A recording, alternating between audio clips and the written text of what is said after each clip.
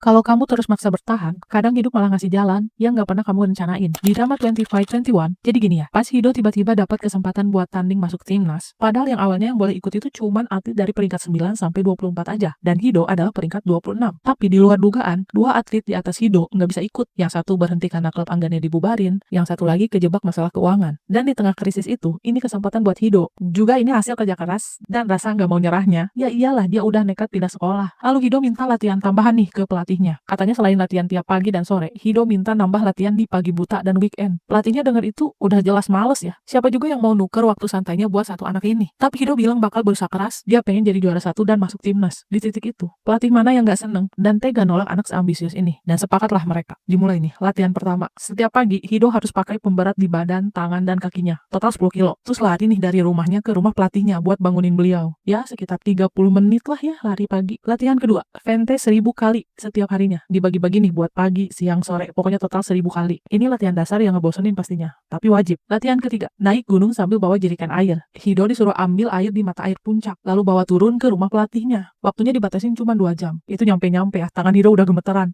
Latihan keempat, Hido disuruh buat hafalin dance lagu Shinhwa. Padahal Hido tuh kaku banget ya dan gak bisa ngedance. Jadi bertanya-tanya, ngapain juga ya latihan dance? Udah kayak mau jadi idol aja.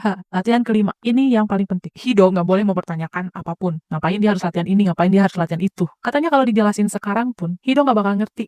Dan ternyata setelah beberapa hari latihan ekstra dan intens, Hido mulai ngerasa bedanya. Larinya jadi lebih kenceng. Pas dia lari dikejar kumpulan anak nakal tuh. Karena Hido udah terbiasa lari nih pakai beban. Terus pas lepas beban, larinya jadi lebih enteng. Terus, karena latihan Vente 1000 kali tiap harinya, bikin tubuh Hido bergerak otomatis. Lebih bisa satset, bergerak tanpa mikir. Tubuh yang ngambil alih pikiran. Jadi lebih tenang dan gak gampang panikan. Nah, latihan naik gunung, ngajarin Hido ngatur nafas, ngatur langkah, dan ngatur waktu. Kapan harus ngebut, kapan harus edit tenaga. Jadi nggak ada gerakan yang sia-sia. Energinya tuh bisa dipakai secukupnya dan tepat sasaran. Lalu latihan dance. Hido nih udah minta ajarin langsung ke Jiwung. Dan pas Hido udah jago nih, dan udah hafal semua gerakannya, pas mau setoran ke pelatihnya, malah nggak usah katanya. Malah ditanya, udah dapat apa setelah hafal gerakan dance-nya? Kalau selama ini dia main anggar kayak orang buta ritme. Nah, dance ngajarin dia buat ngamatin pola biar lebih objektif, sense of timing, koordinasi. Jadi Hido belajar mengamati dulu sebelum bergerak. Gak asal maju, gak asal nyerang. Disinilah Hido mulai paham. Anggar itu bukan cuma soal pedang, tapi soal mikir pakai otak, tubuh, kesabaran yang sinkron, juga strategi. Kadang hidup gak minta kita langsung jago ya. Hidup cuma mau lihat, kita cukup sabar gak nih buat jalanin prosesnya, yang gak kita pahami sekarang. Karena ya,